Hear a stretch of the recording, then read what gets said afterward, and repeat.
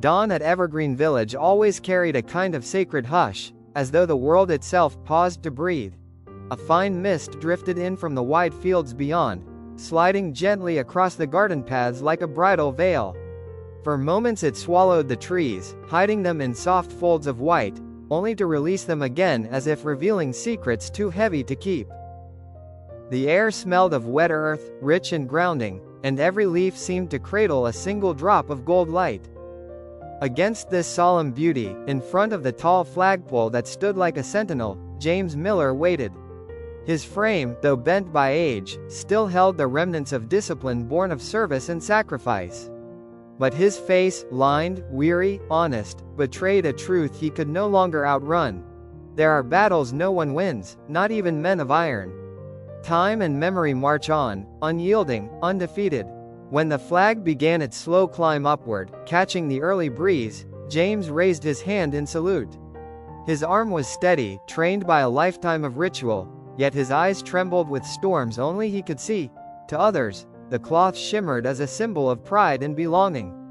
To James, it became something else entirely, faces long gone, voices muffled by trenches, the acrid tang of powder still hanging in the air. The years folded inward, collapsing into a single moment. And then, barely louder than a breath, he let one name escape, a word that had been locked inside him for decades. Eleanor. It was not a shout, but a release, soft, rough, yet piercing enough to reach every soul within earshot. The name fell like a stone in still water, rippling outward, touching those who stood nearby. Maggie, standing among the observers at a careful distance, felt it strike her chest like an arrow. She had never heard the name before, but its sound was heavy with grief, like a secret too long confined. In that instant she understood. The man who seemed carved of stone carried within him a fragile, breaking heart. A chill ran across her skin. There was something frightening in witnessing a memory burst open without warning, like a wound torn fresh in the middle of a quiet morning. Eleanor might have been a wife, a daughter, or simply a promise James had failed to keep. It didn't matter. What mattered was the shudder it cast through Evergreen's carefully kept peace. Maggie lowered her gaze, unsure whether she had intruded upon a plea for help or stumbled across something unfixable, an echo that would never fade. One thing was certain. This was only the first time the past would fracture Evergreen's calm routine. Later that morning, Maggie walked back through the long hallway to her room, unsettled by what she had witnessed. The tall windows spilled golden light across the floor, laying out neat rectangles like frames awaiting the steps of whoever passed. She walked slowly, her own reflection shifting in the glass, her thoughts heavy with James's whispered name. That was when Rosa appeared. Rosa carried a clear vase of freshly cut flowers, their petals trembling with the last beads of morning dew. A faint trace of jasmine floated ahead of her like a whispered promise. She smiled as she entered, an easy, warm smile, the kind that made one believe, if only for a moment, that the world still held simple goodness. Without asking, she set the vase gently on the bedside table, fussing with the arrangement until the stems leaned just right. "Flowers bring a room to life, don't you think?" she said. Her voice was calm, almost rehearsed, as though she repeated the ritual every day. Maggie, still tangled in silence, nodded softly. "Thank you," she whispered. Rosa kept speaking, telling small stories about the garden, about her habit of collecting blooms each morning to share with those around her. Maggie listened, but not to the words. She watched instead, the way Rosa's hands trembled slightly as she set the vase down, not from age but from the weight of memories hidden deep inside. Each flower seemed less a decoration than an offering, an apology she could not voice, an act of penance wrapped in petals. Maggie felt it like a quiet confession disguised as beauty. Almost without realizing, she asked, "Do you have family?" The question landed like a pebble dropped into still water, breaking the flow of the moment. Rosa hesitated, her eyes drifting away. She fidgeted with the already perfect bouquet, tugging at stems that didn't need arranging. Finally, she offered a thin reply, "Oh, things from the past." Maggie did not push further. She simply let the silence swell between them. But in that silence, something unspoken shifted. Maggie understood that Rosa's smile, as warm as it was, masked an ocean of untold stories. Here at Evergreen, she realized, friendships would grow not only from the words exchanged, but from the secrets each person chose to guard. Evergreen's music room carried a grace of its own. Sunlight slanted through wide windows, painting soft patterns across shelves stacked with old sheet music. In the center, a grand piano waited, its surface reflecting the dim shimmer of light like a quiet river. Arthur, as he did most afternoons, sat at the keys. His fingers coaxed gentle notes that seemed to breathe with the room itself. Each sound settled like dust upon the air, patient and timeless. The door opened, and James entered slowly, leaning on his cane. Arthur's eyes lit with recognition. He shifted on the bench, patting the empty space beside him. "Sit here, let's try together," he offered with gentle persistence. James hesitated, then lowered himself with effort. Maggie, curious, watched from a chair tucked against the wall. She let the music fill her, easing the restless weight of her thoughts. The first chords James struck were fragile, almost childlike, as though his fingers had forgotten paths they once knew by heart. Arthur guided him patiently, not as a teacher but as a fellow traveler reminding an old friend of forgotten roads. For a moment, a melody began to form, trembling but alive, bridging present and past. Maggie held her breath, believing they might pull it into being. But then it slipped. The thread broke. James's hand fell still, his eyes clouding, distant. His chest rose and fell unevenly. He turned, his gaze searching, then fastening not on the woman in front of him, but on someone else. Someone who lived only in memory.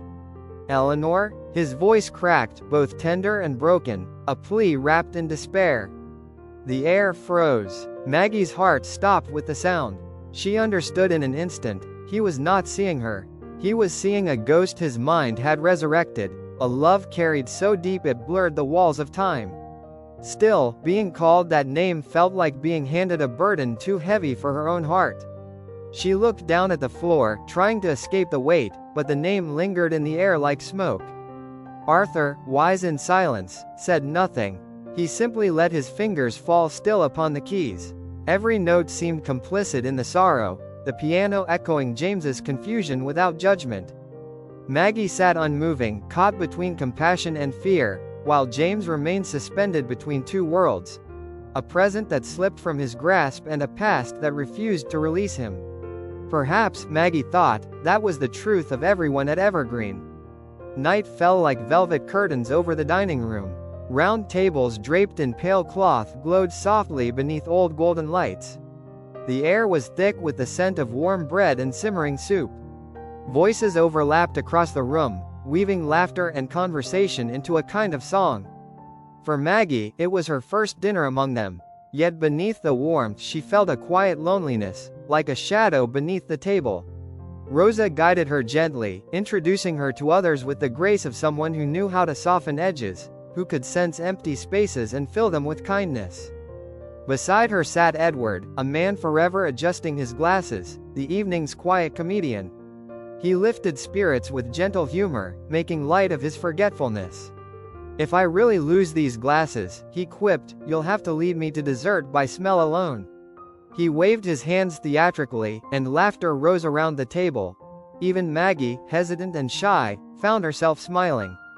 But not everyone joined. James sat motionless, his spoon suspended, his gaze fixed on something invisible. The chatter flowed around him, muffled, distant, unable to reach the fortress of his silence. Maggie noticed. She watched the way the room's warmth stopped short at his shoulders, leaving him stranded in a solitude deeper than words. His stillness pressed upon the table like gravity, a void no laughter could fill. That night, Maggie learned something vital. Evergreen contained two kinds of quiet. One was gentle, a comfort. The other was heavy, exposing private battles no one else could fight. And James carried that second kind with him, like a shadow that refused to loosen its hold. The music room came alive the next afternoon, filled with the gentle hum of voices and the steady current of piano notes flowing under Arthur's hands. The residents sat in a loose half-circle, their eyes softened by memory, their bodies leaning into the sound. Maggie, with her blue diary tucked safely in her room, stood by the window holding a small book of poetry. When Arthur glanced at her and nodded, she began to read. Her voice was quiet, but it carried. Each word seemed to settle on the melody like feathers drifting through light. The window was open, and a breeze stirred the air, weaving together poem, piano, and sunlight into a fragile harmony. For a moment, Evergreen felt weightless, suspended between silence and song. At the back of the room, James sat rigid. His hands clenched his cane, his body taut, his eyes sharp but distant. At first, he nodded along with the rhythm, his lips moving faintly as though he might whisper the words. Then something shifted. A line in Maggie's poem, a note Arthur struck. It pierced through the veil of calm and tugged a hidden thread in his soul. He jolted, his breath breaking into sharp gasps. With sudden force, he stood. His chair toppled backward and struck the floor with a sound like thunder cracking across a clear sky. Eleanor, he cried. The name tore from him, raw and desperate, as though he feared she was slipping beyond reach. The room froze. Maggie's hands shook so badly she dropped the book. Silence flooded in, heavy, unrelenting. Arthur lowered his fingers from the keys, his head bowed. He knew no song could soothe a memory in full storm. Rosa rushed to James, her arms circling him in a strong, protective embrace. "You're safe," she whispered, though her eyes betrayed fear, not only for James, but for what his pain reawakened inside her own heart. Maggie saw it. The terror flickering behind Rosa's eyes unsettled her. She realized that James was not the only one haunted here. That night, Maggie sat alone in her room, the lamp casting soft light across the table where the blue diary lay, sealed like a chest of whispers. She stared at it, her chin resting on her hands, her heart racing each time her eyes lingered on its cover. The tick of the wall clock seemed louder, counting not only time but her hesitation. Then the tablet buzzed. Lily was calling. Her granddaughter's face filled the screen, glowing with the vibrance of campus life. Posters on the walls, stacks of books, a modern lamp bright against her young smile. "Hi, Grandma, how was your day?" Lily's voice was cheerful, grounding. Maggie tried to answer lightly, mentioning the garden, Rosa, Edward, the laughter at dinner. But her words dragged, cautious, weighed down by what she dared not share. Lily's gaze shifted, catching sight of the diary on the table. "Grandma," she said softly. "That book. I see it every time we talk. What's inside?" Maggie froze. Her chest tightened. She looked away as if her silence could shield her. "Just an old notebook, honey. Things that have passed, not worth opening." But Lily pressed gently. "You always told me silence can weigh more than words. That diary looks important. Maybe it's time to open it." The kindness in her voice unraveled Maggie's defenses. Her eyes glistened. "Some stories," she whispered, "are too heavy for the present. And once they're opened, they never go back to sleep." Lily's expression softened, but curiosity glowed stronger in her eyes. After the call ended, the room felt emptier, and the diary heavier. It pulsed on the table like a second heartbeat.